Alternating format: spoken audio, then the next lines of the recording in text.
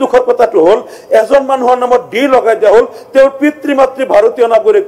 তেওঁলোকৰ নাম ভোটাৰ লিষ্টত আছে তেওঁৰ ককায়েকৰ নাম আছে তেওঁৰ বায়েকৰ নাম আছে তেওঁৰ ভনীয়েকৰ নাম আছে তেওঁৰ ভায়েকৰ নাম এই ভোটাৰ লিষ্টত আছে মাজৰ পৰা তেওঁলোকৰ ভাই ককাই পাঁচজন 3 নম্বৰ মানুহটো হঠাৎ ডি হৈ গ'ল বিদেশী হৈ গ'ল আৰু এক্সপাৰ্টি জাজমেন্টও হৈ গ'ল ডিটেনশন কেম্পত বন্দী হৈ গ'ল এই পৰিয়ালৰ পিতৃ মাতৃ ভাৰতীয় তেওঁৰ ককা দেউতাৰ নাম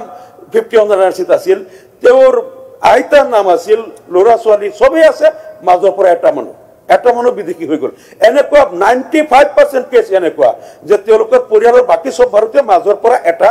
বিদেশী হৈ গ'ল মানে কেনেকুৱা যে আচৰিত আচৰিত ধৰণৰ কাণ্ড কাৰখানা হৈ আছে এই কথাবিলাক যদি অসম বিধানসভাৰ এটা সজাতি দল সৰ্বদলীয় দল আপুনি যদি বনাই দিও দুকু মহোদয় গ্ৰাউণ্ডত গলে চাব কেনেকৈ ভাৰতীয় নাগৰিকসকলৰ নাগৰিকত্বলৈ কেনেকৈ হেতালি খেলা হৈ আছে কেনেকৈ কোনো ধৰণৰ ভেৰিফিকেশ্যন নোহোৱাকৈ কোনো ধৰণৰ তথ্য পাতি নোহোৱাকৈ য'তে মাধু মানে হওক ডি লগাই কেনেকৈ তেওঁলোকক বলপূৰ্বক বিদেশী সজাই কেনেকৈ ডিটেনশ্যন কেম্পত বন্দী কৰা হৈ আছে পৃথিৱীৰ কোনো দেশত এই চিষ্টেম নাই অধ্যক্ষ মহোদয় পৃথিৱীৰ কোনো দেশত এই চিষ্টেম নাই ভাৰতবৰ্ষত অসমৰ বাহিৰে কোনো ৰাজ্যত এই সিস্টেম নাই একমাত্ৰ পৃথিৱীৰ ভিতৰত ভাৰতৰ ভিতৰত একমাত্ৰ এখন ৰাজ্য অসম য'ত এনেকুৱা ধৰণৰ আছখোৱা নাভূত নাচৰুত কাণ্ড কাৰখানাৰে মানুহক ডি ভোটাৰ খুজোৱা হৈছে যিসকলৰ ভাই ককাই ভাৰতীয় তেওঁলোকৰ ভায়েক